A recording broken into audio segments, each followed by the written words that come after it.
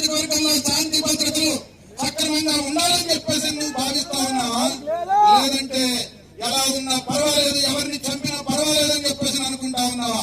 బట్టి విక్రమార్క నీకు హెచ్చరిస్తా ఉన్నాం, జాగ్రత్త.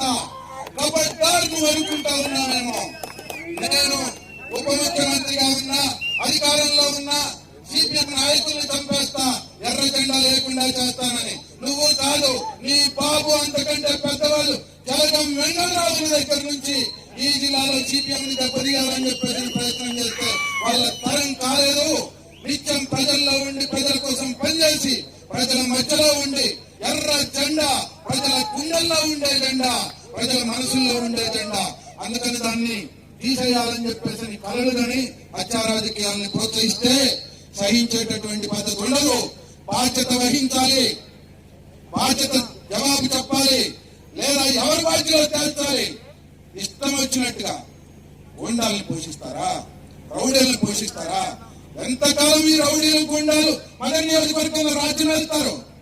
ఇవాళ కాంగ్రెస్ నాయకులు చెప్తా ఉన్నారు, మా బట్టి విక్రమార్క గారు పప్పు శుద్ధ ఏమీ తెలవదు. మేము అన్నామా బట్టి విక్రమార్క గారు చంపాడనో చంపలేదనో, లేదు చంపించాడనో చంపించలేదనో మేము అన్నామా? కానీ బట్టి విక్రమార్క గారు జవాబు చెప్పాలి కదా. ఎందుకు నీ కాంగ్రెస్ వాళ్ళే చంపుతా ఉన్నారు? ఎందుకు నువ్వు వాళ్ళని వెంటేసుకొని తిరుగుతా ఉన్నావు? ఎంతకాలం ఈ రకమైనటువంటి హత్యాకాండ కొనసాగిస్తారు? ఇక్కడ ఎవరు జవాబు చెప్పాలి? ఆయన జవాబు చెప్పాలి. అందుకే జవాబు చెప్పకపోతే ఈ హత్యాకాండ ఇట్లాగే కొనసాగితే ప్రజలు చూస్తూ ఊరుకోరు, ఎర్ర జెండా చూస్తూ ఊరుకోరు. ఎట్లా బుద్ధి చెప్పాలో, ఎట్లా పగ ప్రతీకారం తీర్చుకోవాలో అట్లా ఖచ్చితంగా పగ ప్రతీకారం తీర్చుకుంటారు ప్రజలు అని చెప్పేసి ఈ సందర్భంగా హెచ్చరిస్తా ఉన్నాం. తగిన పద్ధతుల్లో శాంతి భద్రతల్ని కాపాడడంలో పోలీసులు వ్యవహరించకపోతే శాంతి భద్రతల పరిస్థితి సక్రమంగా ఉండకుండా అల్లకల్లోనం తలెత్తే అవకాశం ఉంటుంది.